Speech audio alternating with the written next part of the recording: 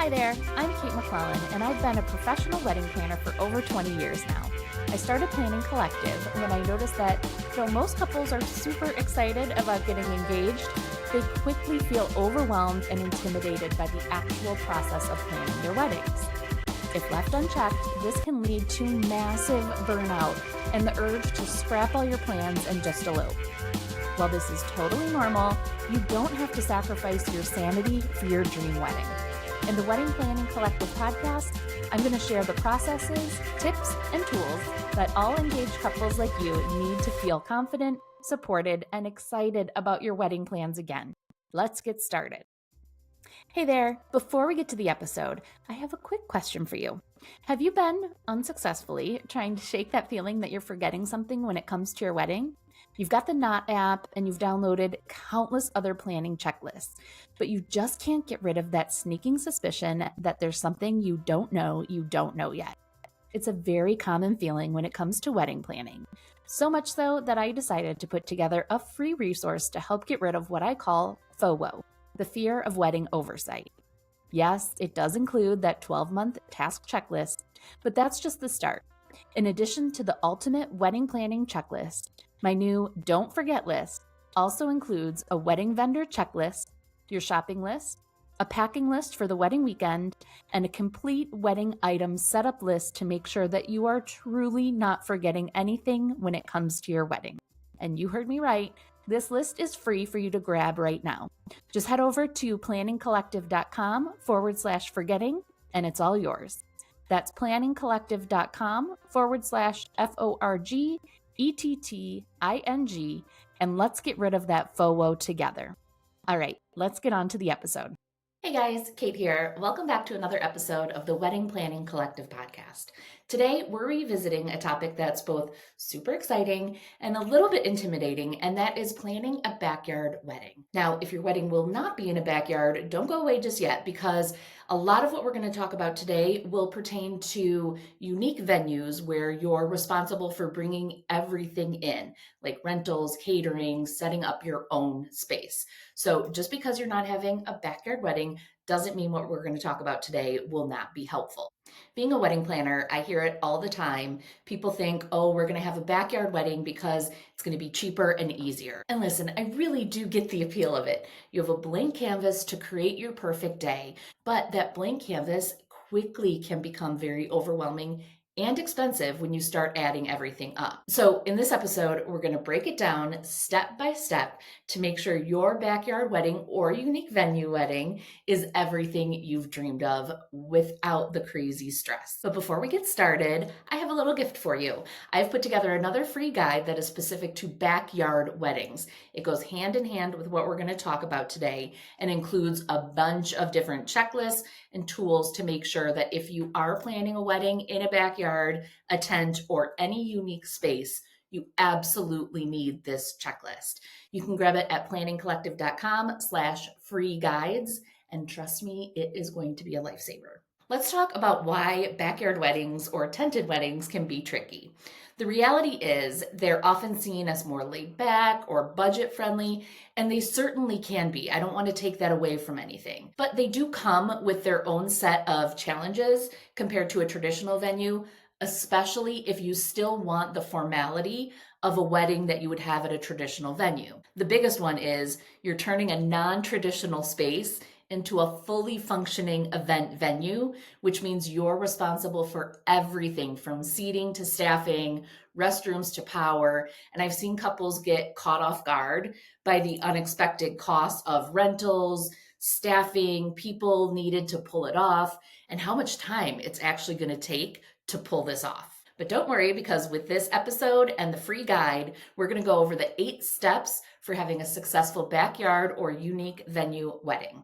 The first couple steps are going to sound familiar. We've talked about them throughout all wedding planning. Step 1, setting your budget and sticking to it.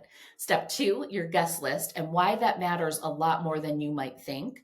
Step 3, mapping out your space, because it is more than just a tent. Step 4, utilities and the other logistics that maybe you haven't thought of. Step 5, parking and accessibility. Step 6, being a good neighbor, because it really does matter. Step 7, the actual rentals and staffing. And step 8, hiring professionals. Step 1, setting your budget. Now, of course, budgeting is always important when it comes to wedding planning, but it's really critical for backyard or unique venue weddings because you have a lot more that is involved. You're going to have more expenses. So you need to make sure that you are keeping up with everything. The costs can add up very quickly. And that's why we need to start with the biggest 3 expenses that are typical for a backyard wedding: the tent or the shell of the space if we're in a unique venue. So, what is the literal overhead? The catering and the bar service, just like most weddings, that's going to be probably one of the larger components of your budget. And all of the other rentals. So, assuming you need to bring in tables, chairs, flatware, plates, all of that is going to be included in your rental order. Now, just like all other weddings, these categories are going to make up 40 to 50% of your budget, but we really are going to go closer to that 50% when we're talking about a backyard wedding. And you really want to make sure that you have a significant miscellaneous fund if you are having a backyard wedding. We typically say about 5% of the overall budget should be a miscellaneous fund that you don't know what the expenses are yet, but you know things are going to pop up. Backyard and unique wedding venues typically have a lot more of those things that you don't know when you first start planning, but then you find out that you need an extra power source, or your caterer needs that extra pop-up tent that you didn't know at the very beginning. Those things do add up. So make sure that you have a bigger buffer with your miscellaneous fund and go with 10% of your overall budget. If you don't need it, splurge on your honeymoon, put it in a savings fund, right? It's never a bad thing to save more money, right? It's not going to be a bad thing if you come in under budget. So having that larger buffer in your miscellaneous fund is going to make you feel so much more secure as you move forward with the planning. Step number 2, just again, like most weddings, we're going to talk about your guest list. So once you have your budget, it's time to talk about your guest list. And the unique thing about this for a backyard or a unique venue space is that you have a limit, but it's not like you have a venue that's telling you we can fit this many people, or here's a layout from our past events and we know we can safely accommodate X amount of people. It is more of a guessing game for most couples with how many people they can accommodate in a backyard. And I will say that most couples will overestimate how much room they have in the space, and they will underestimate how much room things like the actual tent and the perimeter of the tent blocking out space, and how much room is catering prep or the tables for the food stations or anything else. How much room are the logistical pieces going to take up that will eat into your guest count? And because of this, it can be really tricky to figure out what your guest list max will be and what you can accommodate. My biggest piece of advice for this is once you have your budget set, have a rental company come out and measure the space.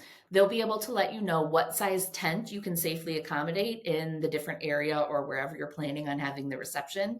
But they will also be able to let you know if there's any issues with power lines, trees in the way, is the ground fully even or not. They will know what to look out for in your space, and they'll help you pick the size and shape of tent that you can safely accommodate, and then let you know how many people can fit under there. They can even help you design a layout that makes the best use of your space. Again, most couples will overestimate how many people you can fit and underestimate how much space other things will take up.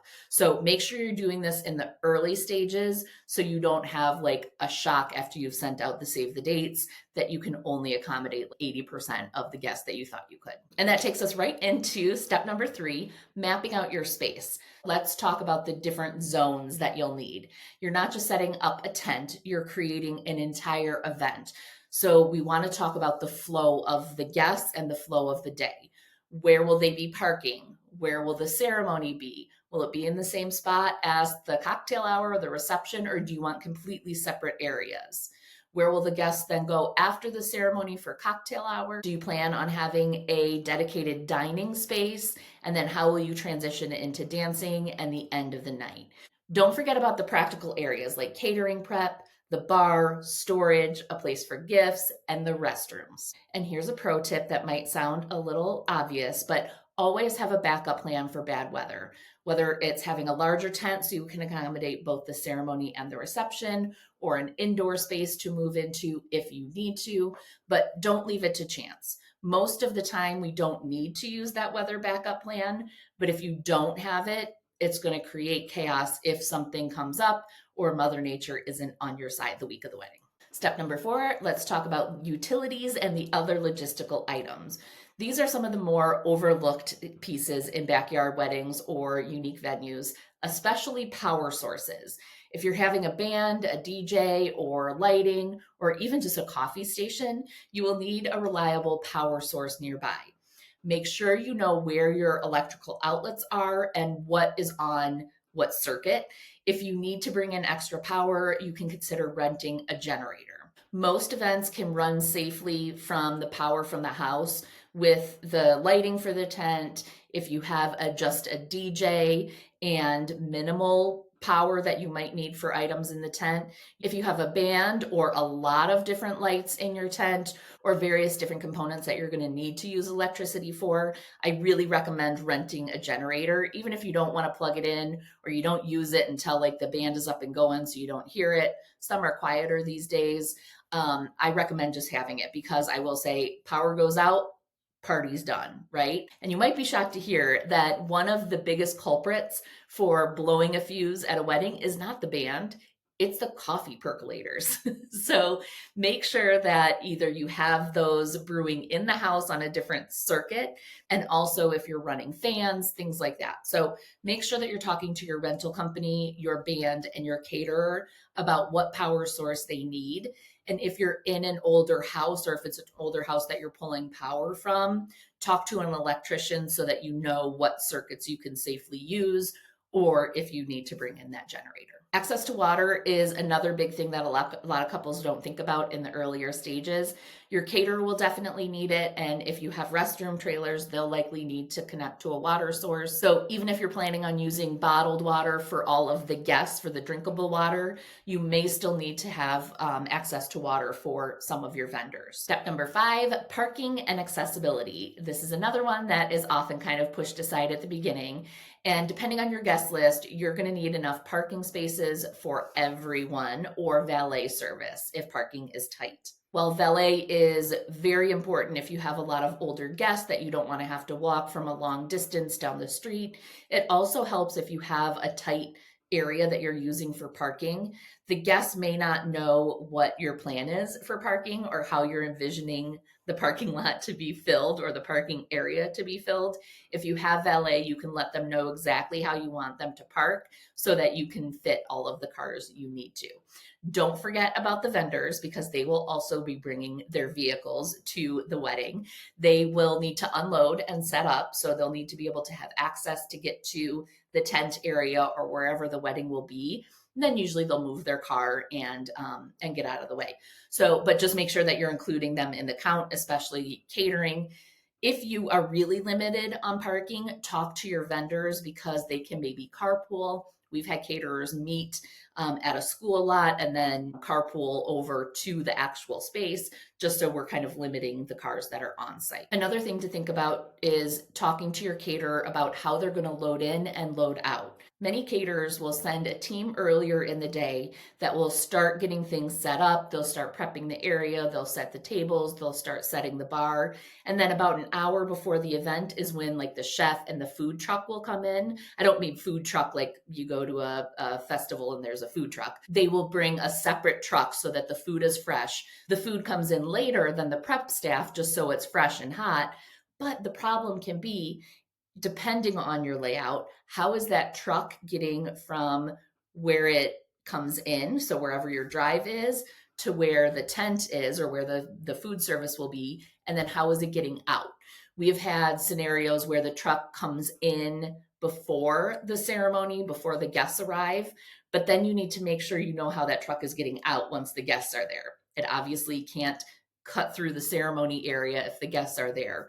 Or if it's loading in, sometimes it's the opposite concern. What time is that truck showing up? making sure it's not showing up and needing to cut right behind your ceremony space or load into the garage that is going to make a big noise or a big commotion during the ceremony. So talk to your catering team about that. Usually it's not a big issue, but you do want to think about it ahead of time to make sure that, again, that big truck isn't like pulling up into the drive right when your ceremony is starting. And regarding accessibility, obviously it's a little difficult to talk about in specifics because every venue is different and every guest list is different. Accessibility may not be something you need to think about if you have a lot of younger guests that don't have mobility issues. But if you do have older guests that might have a hard time walking across a big yard, if it's an uneven yard, are there hills? Is parking going to be far away? Make sure you're thinking about those things. In addition to those restroom trailers, I love them. They are, I guess I should clarify, I don't love a restroom trailer. I should say they have come a long way. We're not talking about like porta potties again on the side of like a festival. There are some really amazing restroom trailers. The problem is they're trailers, so they require a couple of steps.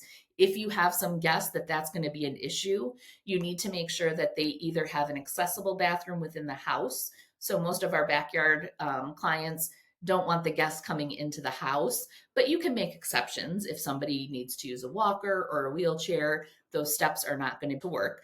I do know that there are also some accessible restroom trailers if that's an issue. I would imagine they're probably limited in wherever you're at and they might come at a higher cost, but it is important to think about those things. So just something to keep in mind. If you do have quite a few guests that have mobility issues and the space that you're considering is not very accessible, that could be a big concern. Moving on to step number 6, being a good neighbor. If you're hosting a wedding at a home in a private residence, your neighbors are going to notice. And while most neighbors are pretty understanding, unless you're hosting like ragers every weekend, it never hurts to give people a heads up. Sometimes a simple note letting them know about the details of the event so they know they can park their car in their drive or their garage to keep it off the street, more than enough. If there are some neighbors that you're a little bit worried about getting a little crabby about the commotion, a night at a hotel can be a nice gesture just to make sure that they don't feel like they have to put up with it. This is helpful, especially if they've called on noise complaints or if you're worried about that. We've had grumpy neighbors call the cops because they were annoyed with all of the truck and vendor traffic the week of the wedding. Now, there's certainly nothing illegal or anything you could get in actual trouble for with that, but you don't want to have to worry about the cops coming repeatedly during the week of the wedding if you know that you have a neighbor that tends to jump to that conclusion a little bit quickly. So getting ahead of it, sending them a little care package, and again, in an extreme example, send them on a little staycation. It might seem overkill for most, but if you have that crabby neighbor that you're really worried about, it can save you a lot of trouble in the end. Step 7, let's talk about rentals and staffing. Deciding what rental items you need for a backyard wedding can be one of the most overwhelming components of planning that backyard wedding. This is where a lot of what I call FOWO can come into play. The fear of wedding oversight. What is it that you're forgetting, or what is it that you don't even know you need, right? It's actually one of the reasons why I put together my backyard wedding guide, and it's really going to help you out specifically when we're talking about rentals and staffing. Again, it's a free download, and in addition to what we've talked about in this episode today, you'll get complete checklists for not just the rentals that you'll need, but also staffing and a list of other questions and details that I don't want you to forget about. You can grab it over at planningcollective.com/free guides. And in addition to grabbing this guide, make sure that you're working with your rental company and your catering company to get accurate counts. They'll also help you with things that might be unique to your specific space. So it's really important that you're leaning on them, especially if you don't have a planner. You're also going to really want to think about staffing or how things are being set up and taken down, whether it's family and friends that are helping set up the tables, chairs, and all of that. You don't want to be doing it yourself. You don't want to spend your wedding day setting up chairs, dropping linens, doing all of that work and running around because you're going to be exhausted by the time it's actually time to celebrate. You're going to be so much more aware of how many people are involved in the delivery and pulling together the actual event than you would be if you're in a traditional venue. Traditional venues, You don't need to know who's setting up the tables and at what time, and are they doing it the night before? When are they tearing the tables down? When are they coming to get their linens? You don't have to worry about that. With a backyard wedding, all of that is going to be happening under your watch. So you want to make sure that you're having these conversations about who is actually doing what. So again, who is setting up the tables? Who is setting up the chairs? Some rental companies include that. So you give them the layout and they're going to put everything together just as your layout says. Some simply drop the tables and chairs off stacked and you have to set them all up. You want to make sure that you're very clear in knowing who is responsible for what so that you don't end up on the morning of the wedding with a bunch of stacked chairs that you weren't anticipating the need to set up. And step number 8 is hiring professionals. I'm adding this final step in a little bit last minute because I do think that it is a crucial part of a successful backyard wedding. I'm always going to be a little bit nervous about family or friends that are serving as vendors, unless they're legit professionals in that area outside of your wedding, of course. But when it comes to a backyard wedding, I think it is so much more important to have experienced vendors in every category. The weddings are so different and every space is so different. You want someone that knows what variables might come up, what they need to look out for when it comes to a backyard space, than a family or friend that might not have the experience. It can lead to a lot of oversights that you just don't want to have to deal with.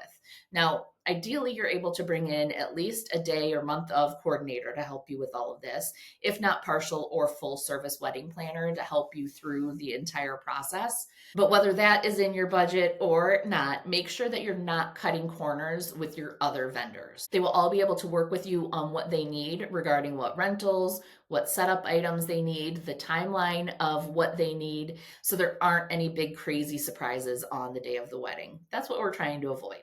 All right, wrapping things up. I know this was a lot to talk about. You might be feeling a little bit overwhelmed, but I promise it will be so worth it when you see your dream backyard wedding come together. And remember, I've got your back with that free guide that goes hand in hand with everything we've talked about today in this episode. It is packed with checklists, must-know tips, and a detailed breakdown of everything you need to know for your big day. You can grab your copy over at planningcollective.com/free guides. It is seriously going to be a game changer for you. And for those of you planning a backyard, tented, or unique venue wedding without a full service planner, I highly recommend that you join us over in the Planning Collective membership.